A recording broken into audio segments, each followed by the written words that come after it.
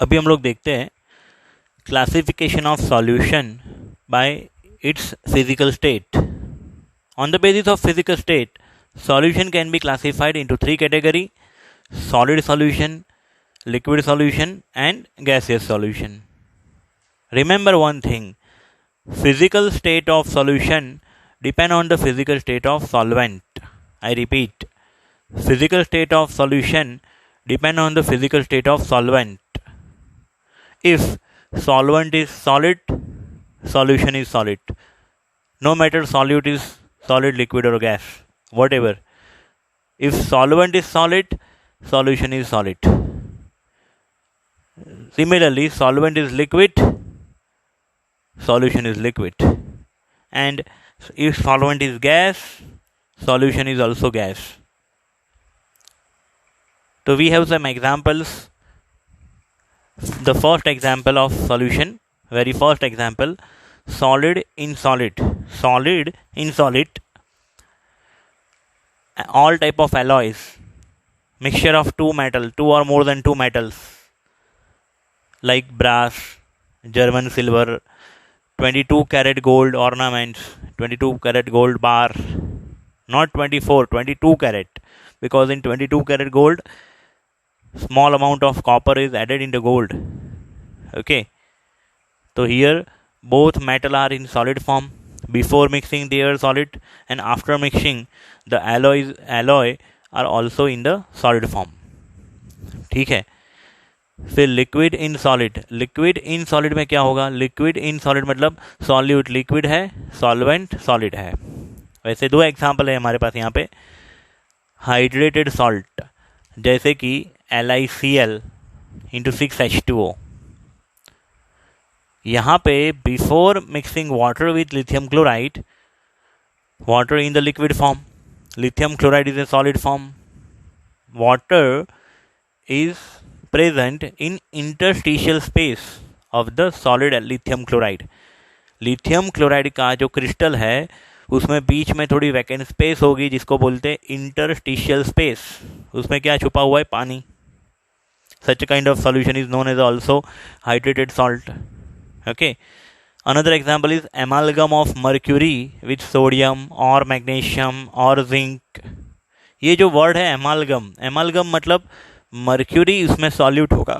Mercury as a liquid solute, और उसमें solid solvent के तौर पे सोडियम, मैग्नीशियम, जिंक जैसी मेटल का पाउडर हम ले सकते हैं. ओके. और एक प्रकार की क्या बन जाएगी? पेस्ट बन जाएगी, थिक पेस्ट. ओके. फिर दूसरा, नेक्स्ट टाइम जब आप डेंटिस्ट के पास जाओ ना, तो डेंटिस्ट के पास दांत में पूरने के लिए सीमेंट होता है. वो सीमेंट में वो ऐसे ही कुछ मिक्सचर का यूज़ करता है. एक लिक्विड होता है थोड़ा जेल टाइप, उसको मिक्स करता है सॉलिड कंपाउंड पाउडर के साथ, तो जो एक गाढ़ा जेल टाइप ऑफ बन जाता है ना, वैसा ही यहाँ पे एमालगम भी वैसा ही होगा. मर्क्यूरी के अंदर हमने क्या मिक्स किया है? वो है सोडियम या मैग्नीशियम या जिंक का पाउडर. वो सॉलिड पाउडर ज़्यादा अमाउंट में लिया है इसलिए वो है सॉल्वेंट. मर्क्यूरी कम मात्रा में लिया हुआ है, कम अमाउंट में लिया हुआ है. ठीक है. फिर दूसरा, gas in solid. Gas solute, solid solvent. उसके एग्जांपल है डिजॉल्व्ड गैस इन मिनरल्स. कुछ मिनरल्स ऐसे होते हैं कि जो उनके होल के अंदर गैस को एब्जॉर्ब करके रखती है. ठीक है. और दूसरा एग्जाम्पल है hydrogen gas in palladium. PD मतलब पैलेडियम. पैलेडियम के बदले निकल, प्लेटिनम भी ले सकते हो. निकल, प्लेटिनम, पैलेडियम मेटल्स के पाउडर या तो उनके ब्लॉक के ऊपर हाइड्रोजन गैस को अगर हम पास आउट करें तो वो अपने सरफेस के ऊपर, मेटल अपने सरफेस के ऊपर हाइड्रोजन गैस को क्या करेगी? एड्जॉर्ब. तो it is a mixture of gaseous solute in solid solvent. Okay. Fourth example is solid in liquid. Solid solute in liquid solvent. ये तो हम रूटीन लाइफ में बहुत बार यूज़ करते हैं. Sugar in water, salt in water, urea in water.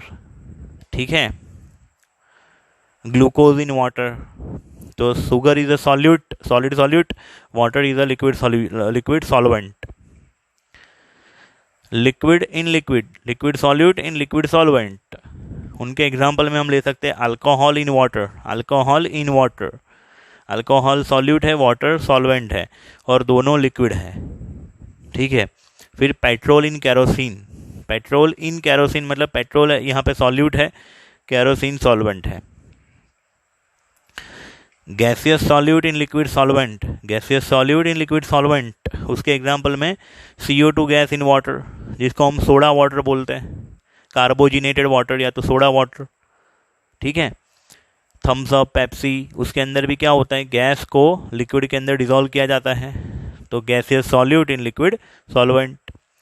दूसरा O2 gas in water, sea water, river water, जो भी वाटर है उसके अंदर ऑक्सीजन गैस डिसॉल्व होता है, तो oxygen gas as a solute, water as a solvent, okay. फिर गैसियस सॉल्यूशन में first example solid solute in gaseous solvent, solid solute in gaseous solvent. उसके एग्जांपल में iodine vapour in air, iodine जो है वो इवोपरेट होने से पहले सॉलिड फॉर्म में था।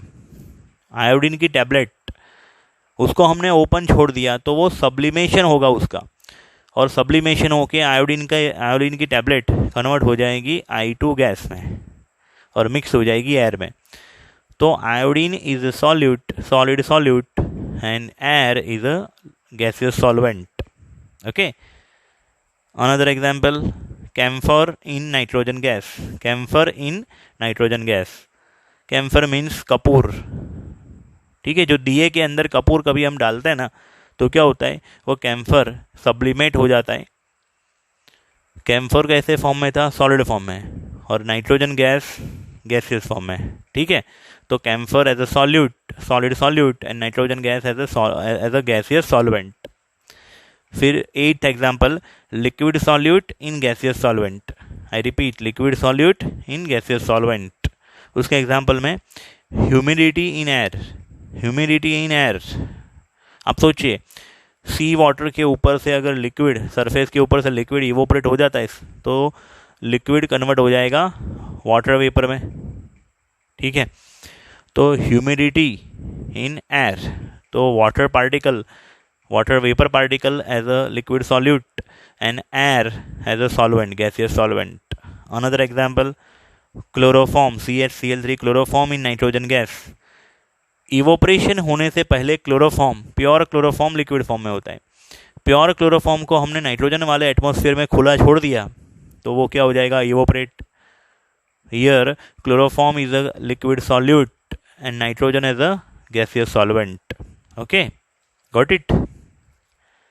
फिर last example is gaseous solute in gaseous solvent, mixture of any two gases, not only oxygen and nitrogen, mixture of any two gases is a gaseous solute in gaseous solvent। But हाँ, वो दो gas एक दूसरे के साथ reaction नहीं करने चाहिए, ओके। तो ये 9 एग्जाम्पल आपको याद रखने हैं। ये टेबल का डेडलाइन क्या था, physical state of solution depend on the physical state of solvent, okay. इसके बाद हम देखेंगे एक्सप्रेसिंग कॉन्सेंट्रेशन ऑफ सॉल्यूशन और expression of concentration. The word concentration, ये वर्ड आपको आ चुका है 11th स्टैंडर्ड में फर्स्ट चैप्टर में, लेकिन फिर भी हम इसको थोड़ा रिवाइज करेंगे। और टोटल 10 यूनिट्स है कॉन्सेंट्रेशन में, कॉन्सेंट्रेशन के। मैंने अपने बच्चों को जो 11th में मेरे पास पढ़े हुए हैं उनको ये सारे यूनिट पढ़ाए हुए थे, लेकिन फिर से एक बार और रिपीट करेंगे तो न्यू स्टूडेंट्स को आसानी रहेगी, okay. The concentration of solution, concentration की डेफिनेशन क्या है, the concentration of solution is the amount of solute dissolve in a known amount of the solvent or solution। I repeat, the concentration of solution is the amount of solute dissolved in a known amount of solvent or solution। Suppose मेरे पास 1 litre water वाले 2 जग है, 2 jar. एक jar के ऊपर labelled किया हुआ है 1 capital M, 1 molar. दूसरे जार में लेबल किया हुआ है 2 मोलर। तो बोलो किस में कॉन्सेंट्रेशन ज़्यादा होगी, 1 मोलर HCl, दूसरे जार में है 2 molar HCl। But obvious 2 molar वाले में, क्योंकि ये जो 2 इंडिकेट कर रहा है वो क्या है कि भाई 1 लीटर में 2 मोल HCl डिजोल्व किए हैं, और 1 मोलर मीन्स 1 लीटर में 1 मोल HCl डिजोल्व किया है। तो कॉन्सेंट्रेशन ने हमें क्या इंडिकेट कर दिया, amount of solute present in same amount of solution और same amount of solvent. Okay, अभी डिफरेंट काइंड ऑफ यूनिट्स हैं कॉन्सेंट्रेशन मेजर करने के, डिफरेंट यूनिट्स हैं। हम लोग 10 यूनिट पढ़ेंगे। सबसे पहला यूनिट यहाँ पे है परसेंटेज बाय मास, उसका सिंबल है percentage W/W, percentage by mass. दूसरा यूनिट है percentage by mass per volume, percentage by mass per volume का सिंबल है percentage W/V। Third one is percentage V/V, percentage by volume. Okay, फिर है strength by gram per litre और ग्राम पर decimetre cube. Litre को ही decimetre cube हम बोल सकते हैं, ग्राम पर लीटर और ग्राम पर डेसीमीटर क्यूब। फिर fifth one molarity, capital M। Sixth one is formality, formality capital F। Seventh normality, capital N। Eighth molality, molality small m। Ninth mole fraction, जिसको symbol दिया है X, मोल फ्रैक्शन। और 10th one is ppm, parts पर million, parts पर million. ठीक है, तो 1 bye 1 हम इन सब के फॉर्मूलाज देखेंगे। वो फॉर्मूला आपको लिख देने हैं घर पे। ये वीडियो ख़त्म होने के बाद आपको नोटबुक में से देख के 5 बार 10 बार 15 बार फॉर्मूला को लिखने हैं और परफेक्ट तैयार करने हैं। ठीक है, तभी जाके आपको न्यूमेरिकल और MCQ आएंगे। अभी हम डिफरेंट काइंड ऑफ यूनिट्स के फॉर्मूला के बारे में पढ़ेंगे।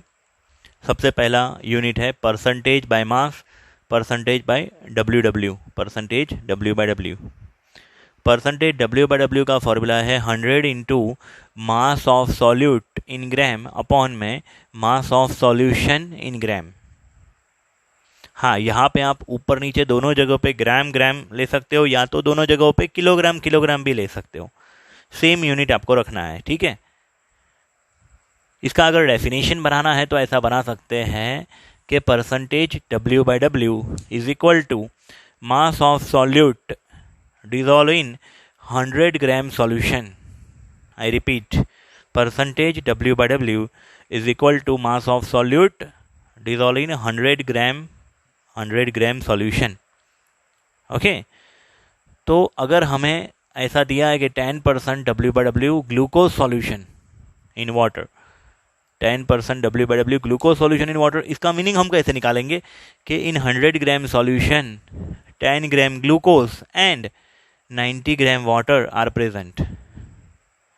10% W/W के लिए हमने क्या किया, ये मास ऑफ सॉल्यूशन को 100 सपोज कर लिया, 100 कैंसल आउट हो गया, so that mass of solute equal to percentage W/W जो 10 दिए थे। ठीक है, अगर 15% दिया होता तो 15 ग्राम्स ग्लूकोज आता। ओके, अभी ये सब्सट्रैक्शन हमने 100 में से 10 को किया, क्योंकि सॉल्वेंट का मास अगर पूछा होता तो हम 90 ग्राम लिखते। It is not necessary always हमें सब्सट्रैक्शन करना ही है, वो हमारे क्वेश्चन के ऊपर डिपेंड करेगा। क्वेश्चन में अगर सॉल्वेंट की ज़रूरत है तो हम सॉल्वेंट का मास निकालेंगे, नहीं तो नहीं निकालेंगे। ओके, फिर दूसरा है percentage by mass per volume, percentage W/V, mass per volume. Percentage mass per volume is equal to 100 into mass of solute in gram upon में volume of solution in ml। Mass of solution, mass of solute gram upon में volume of solution ml। हाँ, ग्राम के बदले आप kilogram जब लेना चाहो तो नीचे ml के बदले आपको लीटर लेना पड़ेगा। मतलब कि या तो दोनों छोटे यूनिट लो या तो दोनों बड़े unit kilogram and litre low. Okay, लेकिन हम यही याद रखेंगे। इसका डेफिनेशन हमें बनाना हो तो कैसे बना सकते हैं कि percentage W/V is equal to mass of solute dissolve in 100 ml solution. Percentage W/V is equal to mass of solute dissolve in 100 ml solution. अगर हमें दिया है 15% W/V aqueous solution of sugar, 15% W/V aqueous solution of sugar. इसमें sugar क्या है हमारा? Solute. It means in 100 ml solution, नीचे क्या है? वॉल्यूम है ना, इसलिए हमने 100 ml सॉल्यूशन लिखा है यहाँ पे। इन 100 ml solution 15 gram sugar is dissolved. और मैंने जानबूझ के यहाँ पे सब्सट्रैक्शन नहीं किया है क्योंकि हो ही नहीं सकता। 15 ml में से 100 ml में से 15 ग्राम कैसे सब्सट्रैक्ट होगा भाई? ये है वॉल्यूम और ये है मास। तो वॉल्यूम में से मास सब्सट्रैक्ट नहीं हो सकता है, मास में से मास सब्सट्रैक्ट हो सकता था, ठीक है ना। हाँ, फिर आपको यहाँ पे सब्सट्रैक्शन करना ही है तो आपको डेंसिटी की जरूरत पड़ेगी। क्वेश्चन में अगर डेंसिटी दी हो तो ये वॉल्यूम को आप मास में कन्वर्ट करो, फिर मास ऑफ सॉल्यूशन में से मास ऑफ सॉल्यूट सब्सट्रैक्ट करो तो मास ऑफ सॉल्वेंट मिलेगा। लेकिन that depend on the question also. Okay, बाकी अगर सिंपल सा है फॉर्मूला याद रखना है, W/V और W/W दोनों के फॉर्मूला सेम है। फिर आगे देखते हैं। फिर है third one, percentage by volume, percentage V/V। Percentage V/V का फॉर्मूला है percentage V/V equal to 100 into volume of solute in ml, volume of solute in ml upon में volume of solution in ml। 100 into volume of solute in ml upon volume of solution in ml। या तो दोनों को litre में भी ले सकते हो आप, दोनों छोटे यूनिट में लो या तो दोनों बड़े यूनिट में होने चाहिए, ठीक है। अगर इसकी डेफिनेशन बनानी हो तो कैसे बना सकते हैं? ये पहले दो की तरह ही बना सकते हैं कि percentage V/V equal to volume of solute dissolve in 100 ml solution. Okay, तो अगर 5% V/V solution of petrol in kerosene दिया है हमें, 5% V/V solution of petrol in kerosene, तो क्या करेंगे? इसको एलिमिनेट, इसको सिंप्लीफाई कैसे करेंगे? इसका मीनिंग ये है कि in 100 ml solution 5 ml petrol, because petrol in kerosene का मीनिंग पेट्रोल सॉल्यूट है, कैरोसिन सॉल्वेंट है। इन 100 ml solution 5 ml petrol and 95 ml kerosene is dissolved. Okay, फिर ये तीन जो फॉर्मूला हमने अभी पढ़े ना, उसी के जैसा एक और है ppm, जिसका फुल फॉर्म है पार्ट्स पर मिलियन, पार्ट्स पर मिलियन। जैसे कि परसेंटेज के अंदर 100 लगाया था हमने, अब ये मिलियन मतलब 10 लाख, मतलब 10⁶। ओके, तो देखो जैसे परसेंटेज बाय मास था, percentage by mass per volume, percentage by volume, उसी प्रकार ppm by mass, ppm by mass per volume और ppm by volume. Okay, ppm by मास के लिए फॉर्मूला क्या है? 10⁶ into mass of solute in gram upon mass of solution. तो ये formula इसके पहले जो फॉर्मूला पढ़ा था फर्स्ट वाला परसेंटेज W/W, उसके जैसा सिमिलर है, खाली यहाँ पे 10⁶ के बदले उधर क्या था? 10⁻² था, 100 था। तो इसको हम ऐसे सिंप्लीफाई कर सकते हैं, 10⁶ को 10⁴ into 100 into mass of solute upon में मास ऑफ सॉल्यूशन। अभी ये जो फैक्टर हो गया ना, इतना फैक्टर क्या हो रहा है? परसेंटेज W/W, तो इज इक्वल टू हो सकता है 10⁴ इंटू परसेंटेज W/W, ठीक है। उसी प्रकार से फॉर्मूला हो सकता है ppm by mass per volume. जैसे परसेंटेज W/V था ना, उसमें जैसे 100 था, उसके बदले 100 को निकाल के क्या रख दो? 10⁶, तो वो हो जाएगा ppm by mass per volume. Okay, 10⁶ into mass of solute in gram upon volume of solution in ml, या तो is equal to 10⁴ into percentage W/V। अभी ये ppm वाला जो यूनिट है ना, वो कब इस्तेमाल करना होता है? जब सॉल्यूट बहुत ही कम मात्रा में हो, सॉल्यूट बहुत ही लेस मात्रा में हो, तो ये यूनिट हम इस्तेमाल कर सकते हैं। जैसे कि pollutant in air, pollutant in drinking water, उसकी मात्रा ppm में होनी चाहिए। Okay, ppm by volume 10⁶ into volume of solute ml in ml upon volume of solution in ml is equal to 10⁴ into % V/V। अभी आप सोचो, ये ऊपर जो लिखा है परसेंटेज बाय वॉल्यूम और यहाँ पे लिखा है ppm बाय वॉल्यूम, इनमें दोनों में सिमिलैरिटी ही सिमिलैरिटी है, खाली यहाँ पे 100 है, यहाँ पे 10⁶ है, बाकी सब कुछ सेम है। तो सिस्टम से फॉर्मूला याद रखोगे भैया तो बहुत ही आसानी रहेगी और लॉन्ग टाइम तक आपको काम भी लगेगा, एक भी फॉर्मूला मिस नहीं होना चाहिए। ओके, अभी हम लोग देखेंगे 5th unit, strength in gram per litre. Gram per litre या तो ग्राम पर डेसीमीटर क्यूब, दोनों एक ही है, लीटर का ही दूसरा नेम है डेसीमीटर क्यूब। ठीक है, ग्राम per litre it means, gram per litre का फॉर्मूला है mass of solute in gram upon में volume of solution in litre. इसको डिफाइन कैसे करेंगे, डेफिनेशन इसकी क्या हो सकती है, mass of solute per litre of solution, mass of solute in gram per 1 litre of solution. Okay, अभी 6th, 7th, 8th, 9th, 10 unit पढ़ने के लिए हमें मोल कॉन्सेप्ट रिवाइज करना पड़ेगा जो 11th स्टैंडर्ड के फर्स्ट चैप्टर में था। मोलारिटी, मोलालिटी, वो सब आपको उसमें मोल कॉन्सेप्ट का भी थोड़ा बहुत इस्तेमाल होगा। ठीक है, तो मोल, 1 मोल मतलब क्या, जैसे कि 1 डजन मीन्स होते 12, वैसे ही 1 मोल इक्वल टू क्या होता है, 1 मोल इक्वल टू 6.022 इंटू 10⁻23। अगर 1 मोल कार्बन है तो 6.022 into 10⁻23 carbon atoms. 1 mole carbon dioxide है तो 6.022 इंटू 10⁻23 कार्बन डाइऑक्साइड। 1 मोल इलेक्ट्रॉन है तो 6.022 इंटू 10⁻23 इलेक्ट्रॉन्स। ओके, जिसको बोलते हैं नंबर ऑफ एवोगैड्रो, Na। अभी किसी भी सब्सटेंस का 1 मोल, उसमें पार्टिकल इतने होते हैं, उसका मास कितना होता है, उसका मास होता है मॉलिक्यूलर मास जितना। Mass in gram equal to molar mass of substance 1 mole. Suppose 1 mole carbon हमने ले लिया, 1 मोल कार्बन, तो 1 मोल कार्बन का वेट कितना होगा, उसका एटॉमिक वेट जितना, 12 ग्राम। अगर हमने ले लिया 1 मोल CO2, 1 मोल कार्बन डाइऑक्साइड, तो कार्बन डाइऑक्साइड का मॉलिक्यूलर मास है 44।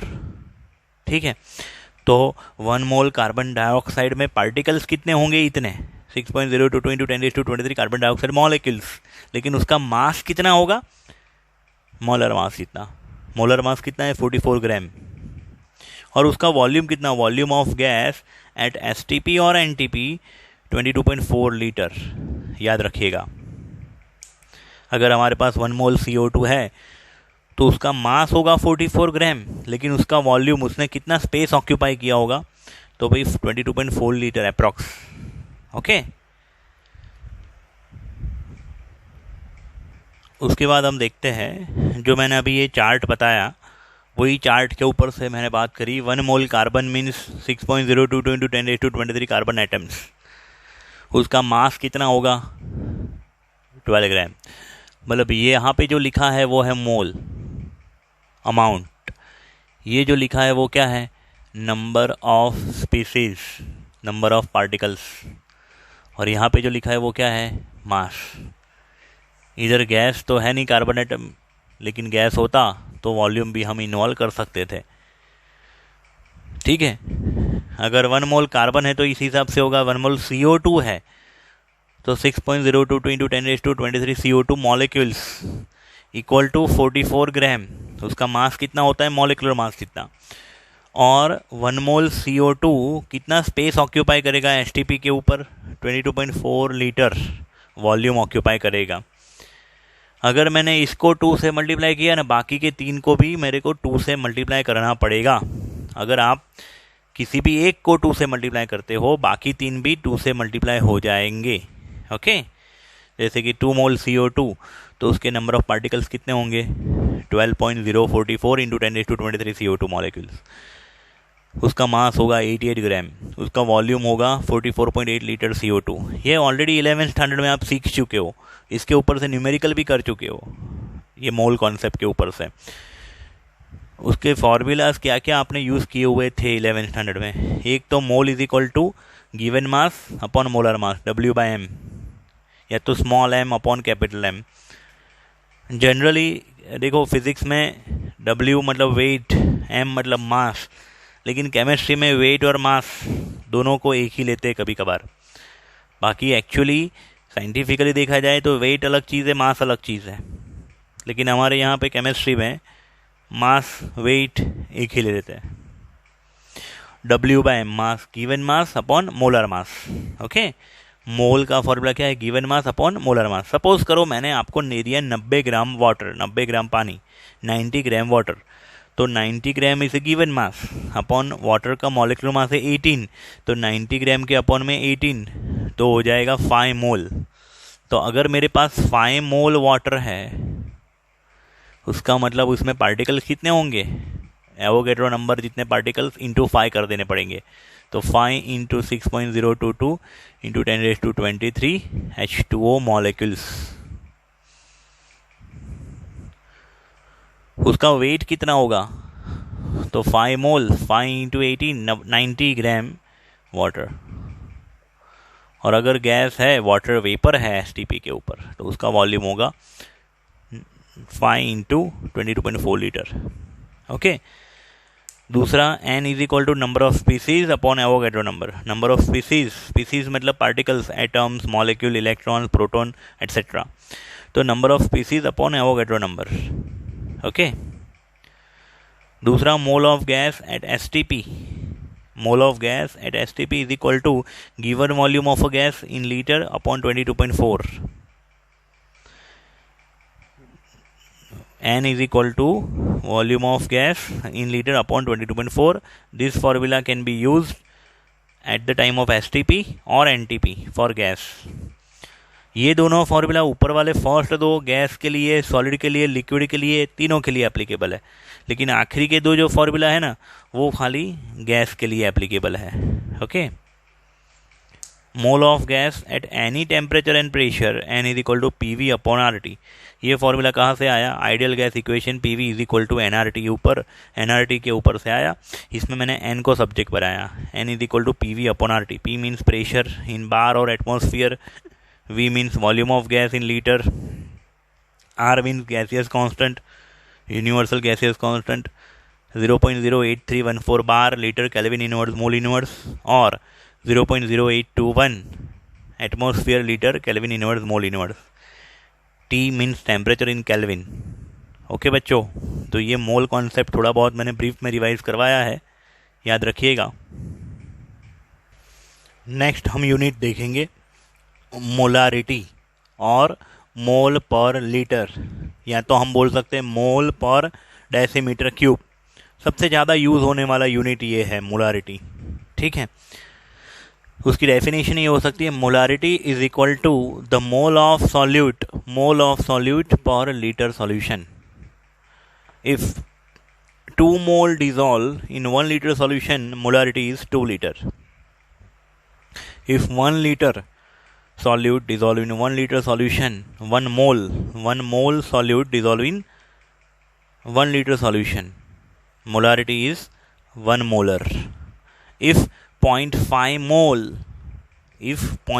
mole solute dissolve in 5 liter solution, so how you can find? In 5 liter 0.5 mole is present, solute is present, 1 liter how much? Cross multiplication से हम ढूंढ सकते हैं, या तो फिर फॉर्मूला यूज़ कर सकते हैं, mole of solute upon volume of solution in litre. Mole है, मैंने अभी जो क्वेश्चन बोला, मोल है 0.5 mole in 5 litre, 0.5 upon 5, answer क्या आएगा? 0.1 मोलारिटी। ठीक है, molarity is equal to mole of solute upon volume of solution in litre, इसीलिए उसको मोल पर लीटर भी बोलते हैं। क्या बोलते हैं? मोल पर लीटर, N/V। अभी ये जो N है ना, यहाँ पे mole is equal to mass upon molar mass, और mole of solute is equal to mass of solute upon molecular mass of solute. एक चीज़ ध्यान रखिएगा, हमेशा ये चैप्टर के अंदर हम लोग 2 नंबर जो है ना वो देंगे सॉल्यूट को, और 1 नंबर हम लोग देंगे सॉल्वेंट को। ओके, तो W2 मतलब मोल ऑफ, N2 मतलब मोल of solute, W2 mass of solute, M2 मतलब मोलर मास ऑफ सॉल्यूट। अब ये N को रिप्लेस करते हैं हम W2/M2 से, तो ये हो गया W2 और ये हो गया M2, mass of solute upon molar mass of solute. Volume of solution को मैंने एज इट इज रहने दिया। आप समझ रहे हो, ये फर्स्ट वाले फॉर्मूला के ऊपर से ही मैंने सेकंड फॉर्मूला डिराइव किया। एन को रिप्लेस कर दिया किससे, मास अपॉन मोलर मास से। फिर ये सेकंड वाले फॉर्मूला के ऊपर से ये थर्ड फॉर्मूला लिखा हुआ है खाली। सेकंड फॉर्मूला में यहाँ पे लीटर है, थर्ड फॉर्मूला में यहाँ पे क्या है, ml। अगर आप वॉल्यूम ml में ले रहे हो तो आपको ऊपर 1000 मल्टीप्लाई करना पड़ेगा। ओके, फिर ये सेकंड वाला जो फॉर्मूला है उसी के ऊपर से मैंने थर्ड बनाया, सेकंड के ऊपर से ही मैं फॉर्मूला बना रहा हूँ फोर्थ वाला। अब सेकंड वाला फॉर्मूला देखिए, ग्राम पर लीटर आपको दिखेगा, देखो gram of mass of solute in gram, volume of solution in litre, तो ग्राम पर लीटर हो गया। ग्राम पर लीटर अपॉन में क्या है, मोलर मास ऑफ सॉल्यूट।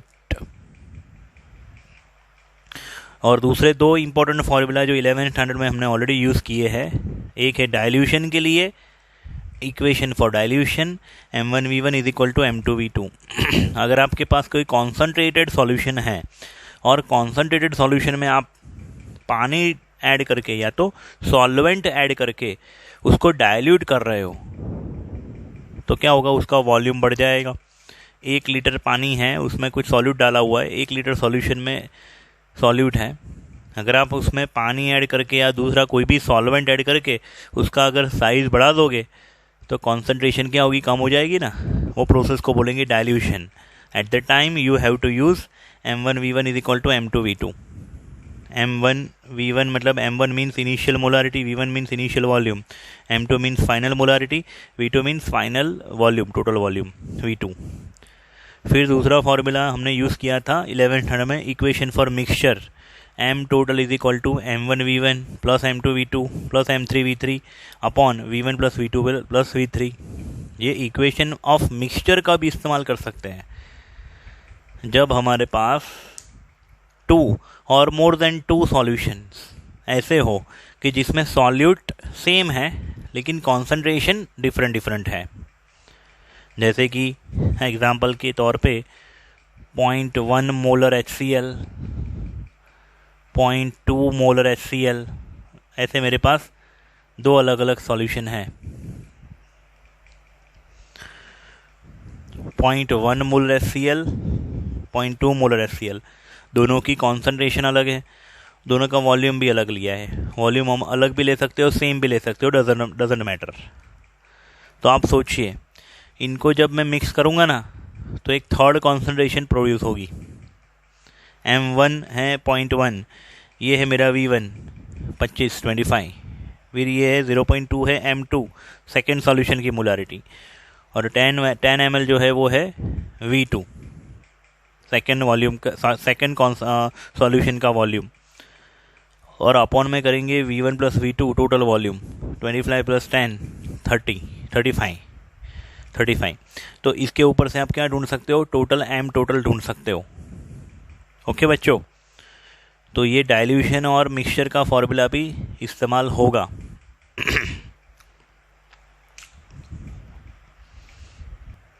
इसके बाद नेक्स्ट 7th यूनिट है फॉर्मालिटी, कैपिटल F। मोलारिटी के लिए क्या था, कैपिटल M, फॉर्मालिटी में के लिए कैपिटल F। मोलारिटी के फॉर्मूला में यहाँ पे क्या था, मॉलिक्यूलर मास। फॉर्मालिटी के फॉर्मूला में यहाँ पे नीचे क्या है, डिनोमिनेटर में फॉर्मूला मास। ये फॉर्मूला मास का कॉन्सेप्ट 11th स्टैंडर्ड में आया था। जैसे कि NaCl की बात करें तो ये NaCl जो है ना, वो भले हम बोले कि सॉल्ट का मॉलिक्यूलर फार्मूला, लेकिन ये एक्चुअली में सॉल्ट का एम्पेरिकल फार्मूला है। क्या है बेटा, एम्पेरिकल फार्मूला। क्योंकि NaCl के क्रिस्टल में एक सोडियम अपने आसपास 6 क्लोरीन से कवर्ड है, और एक क्लोरीन, कोई भी क्लोरीन अपने आसपास 6 एंड सोडियम प्लस से कवर्ड है। तो फिर हमें एक 6:6 मीन्स 1:1। हमने क्या निकाला, एक कॉमन फैक्टर। और एम्पेरिकल फॉर्मूला क्या बनाया हमने, NaCl। तो एम्पेरिकल फॉर्मूला के ऊपर से जो मास निकलता है ना, उसको बोलते हैं फॉर्मूला मास। तो फॉर आयोनिक स्पीसीज मोलारिटी के बदले फॉर्मालिटी यूज होती है। कॉन्सेप्ट वही है, खाली डिनोमीटर में मॉलिक्यूलर मास के बदले क्या हो गया, फॉर्मूला मास। ठीक है। दूसरी बात, कुछ ऐसे कंपाउंड भी होते हैं जिनमें से हम कुछ n फैक्टर कॉमन निकाल सकते हैं, जैसे H2O2। H2O2 क्या है, एक molecular formula of hydrogen peroxide. उसका मॉलिक्यूलर मास 34। अभी इनमें से हम 2 को कॉमन निकाल सकते हैं। अगर मैंने 2 को कॉमन निकाल दिया तो इसका एम्पेरिकल फॉर्मूला बनेगा H1O1 या तो HO। और एम्पेरिकल फॉर्मूला के ऊपर से फॉर्मूला मास कितना निकलेगा, 17। जैसे मॉलिक्यूलर मास की कैसे ढूंढ सकते हैं, मॉलिक्यूलर फॉर्मूला से ऊपर से, उसी तरह फॉर्मूला मास ढूंढना हो तो एम्पेरिकल फॉर्मूला के ऊपर से आप फॉर्मूला मास ढूंढ सकते हो। उसी प्रकार ग्लूकोज C6H12O6, उसका मॉलिक्यूलर मास है 180। कार्बन का एटॉमिक वेट है 12, तो 12 इंटू 6 प्लस 12 इंटू हाइड्रोजन का एटॉमिक वेट है 1, ऑक्सीजन का एटॉमिक वेट है 16। ये तुम मल्टीप्लाई करके सम अप करोगे तो आंसर आएगा 180।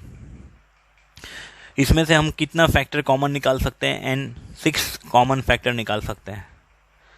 तो 6 हमने अगर कॉमन निकाल दिया ना, मैक्सिमम होल नंबर हमने कॉमन निकालना है, तो यहाँ पे मैक्सिमम वैल्यू 6 हम कॉमन निकाल सकते हैं। तो फॉर्मूला बन गया, एम्पेरिकल फॉर्मूला बन गया C1H2O1, ये तो CH2O के ऊपर से हम मास निकालेंगे ना, carbon 12 plus hydrogen 2 1 2 plus 16, 12 plus 2 plus 16 30 आएगा।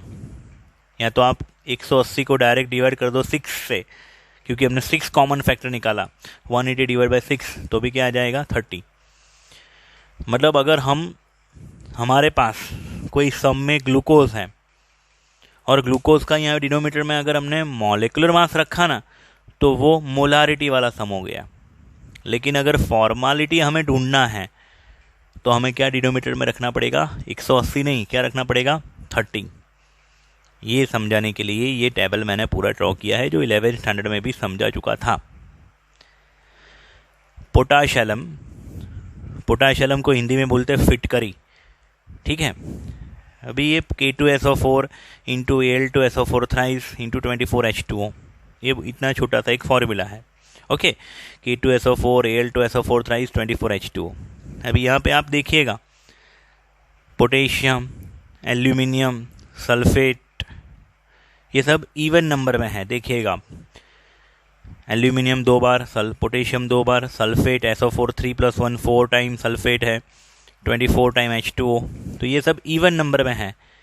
इनमें से हम 2 को कॉमन निकाल सकते हैं। अगर मैंने 2 को कॉमन निकाल दिया ना, तो ये फॉर्मूला हो जाएगा KAl SO4 ट्वाइस 12H2O। उसका मॉलिक्यूलर मास था 948। ये मैंने कैसे ढूंढ निकाला होगा, पोटेशियम का एटॉमिक वेट 39 इंटू 2, सल्फर का एटॉमिक वेट 32, ऑक्सीजन का एटॉमिक वेट 16, एल्यूमिनियम का एटॉमिक वेट 27, हाइड्रोजन का 1, इन सब के ऊपर से हमने मॉलिक्यूलर मास निकाला 948। अगर मैं इसको 2 से डिवाइड करता हूँ तो इसका एम्पेरिकल फॉर्मूला के ऊपर से फॉर्मूला मास बनेगा 474। ठीक है। अगर किसी को मॉलिक्यूलर मास का इस्तेमाल करके मोलारिटी ढूंढनी है पोटाशियम के लिए तो 948 को यूज़ करना पड़ेगा। लेकिन अगर किसी को फॉर्मालिटी ढूंढनी है तो क्या करना पड़ेगा, ये वाली वैल्यू आपको यूज़ करनी पड़ेगी। कोई ऐसे कंपाउंड भी होते हैं कि जिनका मॉलिक्यूलर फार्मूला और एम्पेरिकल फार्मूला सेम होते हैं, इनमें से कोई कॉमन फैक्टर नहीं निकल पाता है। जैसे सुक्रोज C12H22O11, इसमें से अगर आप देखोगे ना तो कोई कॉमन फैक्टर यहाँ से नहीं निकल रहा है, यहाँ से कोई कॉमन फैक्टर नहीं निकल पा रहा है। तो C12H22O11 ही उसका मॉलिक्यूलर फार्मूला भी है और C12H22O11 उसका एम्पेरिकल फार्मूला भी है। इसलिए इसका molecular mass equal to formula mass, और ऐसे केसेस में मोलारिटी इक्वल टू फॉर्मालिटी होगी, मोलारिटी इक्वल टू फॉर्मालिटी। ठीक है बच्चों।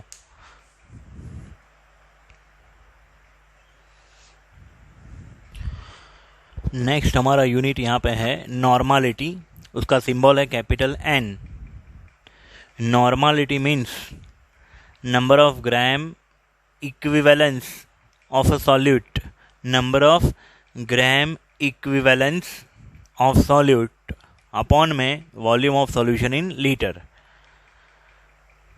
मोलारिटी का फॉर्मूला क्या था? नंबर ऑफ मोल अपॉन में volume of solution in litre, और यहाँ पे मोल के बदले क्या है? Number of gram equivalence.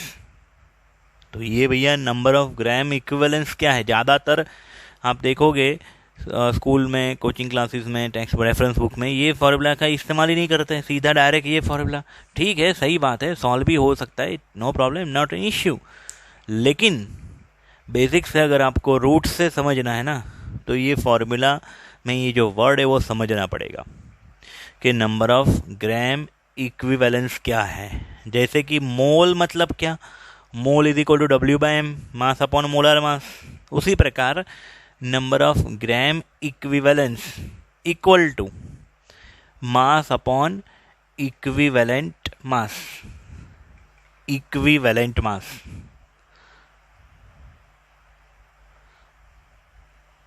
ठीक है, अब ये इक्विवेलेंट वेट या तो इक्विवेलेंट मास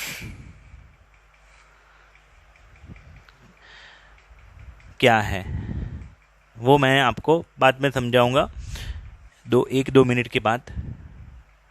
लेकिन ये फर्स्ट वाले फॉर्मूला के अंदर हम ये सेकंड वाला फॉर्मूला पुट कर दे तो ये थर्ड वाला फॉर्मूला बनेगा। नंबर ऑफ ग्राम इक्विवेलेंस के बदले हम क्या पुट कर दे? मास अपॉन इक्विवेलेंट मास, तो ये फॉर्मूला हो जाएगा।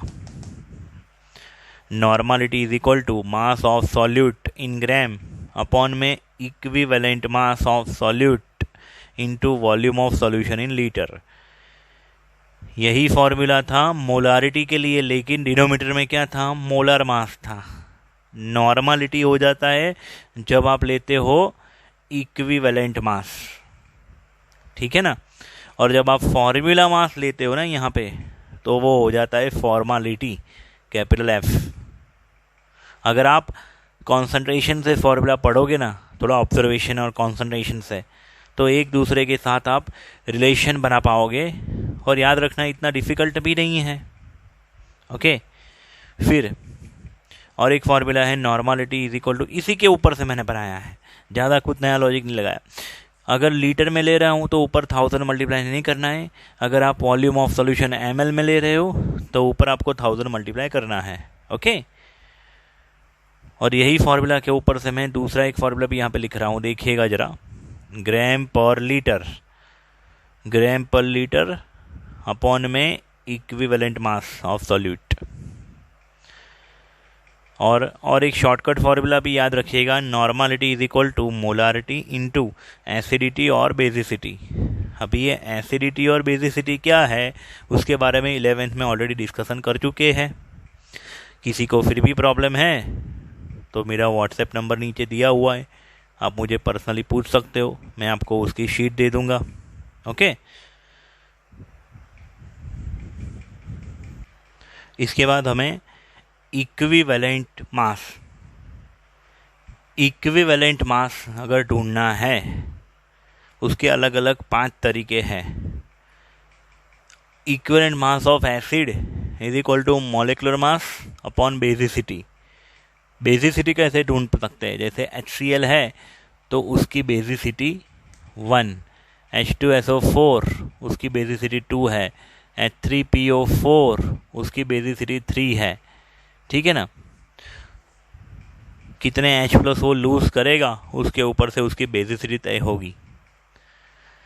Equivalent mass of base is equal to molecular mass upon acidity. जैसे NaOH है, NaOH की एसिडिटी 1, लेकिन BaOH ट्वाइस उसकी एसिडिटी है 2। Na2CO3 उसकी एसिडिटी है 2। NaHCO3 सोडियम बाइकार्बोनेट उसकी एसिडिटी है 1। AlOH थ्राइस उसका एसिडिटी होता है 3। ठीक है। फिर अगर आपको इक्विवेलेंट मास ऑफ आयन और मेटल आयन, मेटल आपको ढूंढना है, एल्यूमिनियम, मैग्नीशियम, सोडियम, कोई भी मेटल के लिए, तो क्या करना है, molar mass upon oxidation state.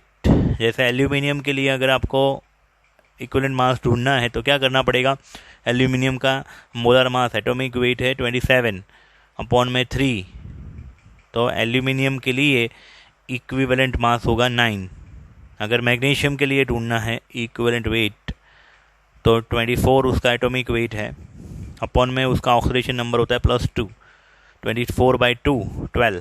Sodium के लिए अगर ढूंढना है तो 23 उसका एटॉमिक वेट है, अपॉन 1 +1 उसका ऑक्सीडेशन स्टेट होता है सोडियम का, तो 23/1 23। फिर होता है इक्विवेलेंट मास ऑफ सॉल्ट।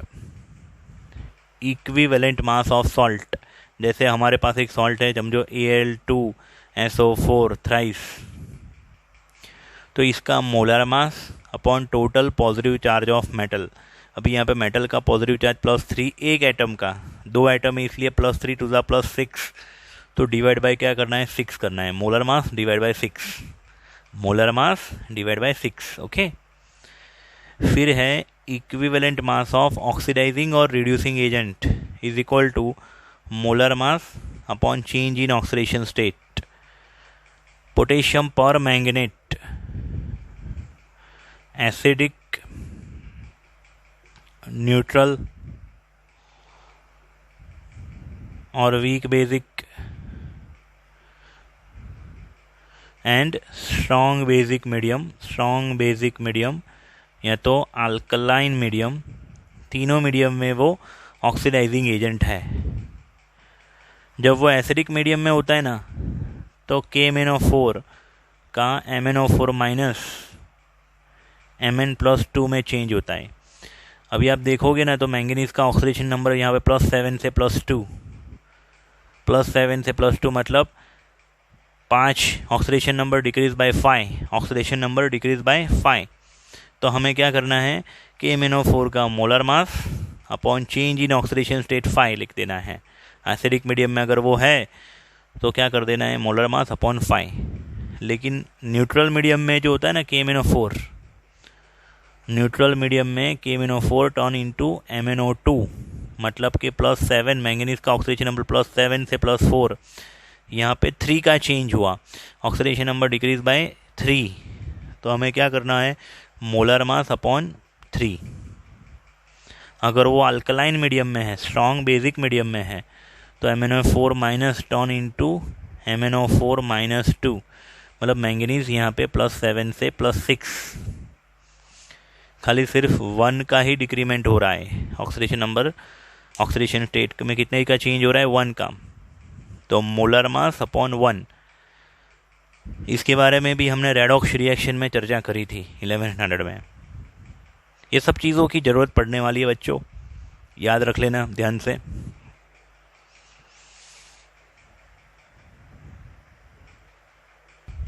इसके बाद नेक्स्ट हमारा यूनिट है मोलालिटी। मोलालिटी स्मॉल m, या तो उसका दूसरा नेम है मोल पर kg। मोलारिटी मतलब कैपिटल M, मोलारिटी, लेकिन यहाँ पे है molality. Molality means small m। एक लौता ऐसा फॉर्मूला है जिसमें डिनोमीटर में सॉल्वेंट आता है, बाकी सब आप देखिए डिनोमीटर में क्या था, सॉल्यूशन था, लेकिन यहाँ पे डिनोमीटर में क्या है, सॉल्वेंट। इसका फॉर्मूला है मोल ऑफ सॉल्यूट अपॉन में मास ऑफ सॉल्वेंट पर सॉल्वेंट इन kg। तो अगर आपको डेफिनेशन बनानी है तो बना सकते हो कि molality means mole of solute पर 1 kg पर kg of solvent. Mole of solute dissolve इन पर kg सॉल्वेंट। ओके। अभी ये मोल जो है ना ऊपर, मोल के बदले हम क्या लिख सकते हैं, मोल ऑफ सॉल्यूट के बदले W2/m2, मास अपॉन मोलर मास। तो ये अगर हमने पुट कर दिया मोल के बदले मास अपॉन मोलर मास, तो इसी के ऊपर से फॉर्मूला बन गया molality is equal to mass of solute in gram upon molar mass of solute into mass of solvent in KG. इसी फॉर्मूला के ऊपर से एक नया फॉर्मूला बनेगा। अगर आपने मास ऑफ सॉल्वेंट केजी में लेना है तो ऊपर 1000 मल्टीप्लाई नहीं करना है, लेकिन अगर मास ऑफ सॉल्वेंट आपको ग्राम में लेना है अगर, तो ऊपर 1000 कंपलसरी मल्टीप्लाई करना पड़ेगा। और ये बात मैं आगे सारे फॉर्मूला में बता चुका हूँ, मोलारिटी में, नॉर्मलिटी में, सब जगह पे ये बता चुका हूँ। ठीक है, अभी हम सिंबल भी दे सकते हैं, जैसे सॉल्यूट को 2 नंबर दे दिया, सॉल्वेंट को 1 नंबर दे दिया, तो ये ऐसा फॉर्मूला भी बन सकता है 1000 into mass of solute upon molar mass of solute into mass of solvent. ये एक शॉर्टकट फॉर्मूला है एमसीक्यू के लिए। Molality is equal to 1000 into molarity upon में 1000 into density minus m into m2। ये relation between molality and molarity indicate करेगा। Small m मतलब molality, capital M means molarity, m2 यानी मोलर मास ऑफ सॉल्यूट और d यानी density of solution. ठीक है बच्चों, सबसे लास्ट अभी आज के लिए ये फॉर्मूला है mole fraction unit, last unit of concentration, mole fraction x। Mole fraction of component, देखो सॉल्यूशन में 2 कंपोनेंट होते हैं, 2 या मोर देन 2 कंपोनेंट होते हैं, सॉल्यूट सॉल्वेंट। सॉल्वेंट हमेशा एक होता है, लेकिन सॉल्यूट एक या एक से ज़्यादा भी हो सकता है। ठीक है, तो मोल फ्रैक्शन ऑफ कंपोनेंट, किसी भी कंपोनेंट का मोल फ्रैक्शन ढूंढना है तो क्या करना होगा, mole of that component upon total मोल। अगर आपको मोल फ्रैक्शन ऑफ सॉल्यूट ढूंढना है x2, mole fraction of solute, तो मोल ऑफ सॉल्यूट अपॉन टोटल मोल। अगर मोल फ्रैक्शन ऑफ सॉल्वेंट ढूंढना है x1, तो n1 upon total mole, mole of solvent upon total मोल। देखिएगा, मोल अलग चीज़ है, मोल फ्रैक्शन अलग चीज़ है। n1 मतलब मोल ऑफ सॉल्वेंट, x1 मतलब mole fraction of solvent. Mole fraction of solvent means mole of solvent upon total mole. इसी प्रकार से mole fraction of solute is equal to mole of solute upon total mole. एक चीज़ याद रखिएगा, total of mole fraction of each components in a solution is always equal to 1। मतलब एक कोई सॉल्यूशन होता है, इसमें सॉल्यूट सॉल्वेंट सबके मोल फ्रैक्शन का हमेशा टोटल कितना होगा, 1 होगा। x1 x2 x3, binary solution है तो खाली x1 x2 2 ही होंगे, लेकिन अगर 2 सॉल्यूट है x1 x2 x3, तो इन सबका टोटल क्या होगा, 1 होगा हमेशा। फिर एक शॉर्टकट फॉर्मूला है एमसीक्यू के लिए जो रिलेशन इंडिकेट करेगा molality and mole fraction of solute के बीच में। Molality is equal to 1000 into x2 upon m1 into 1 minus x2। x2 means mole fraction of solute, okay.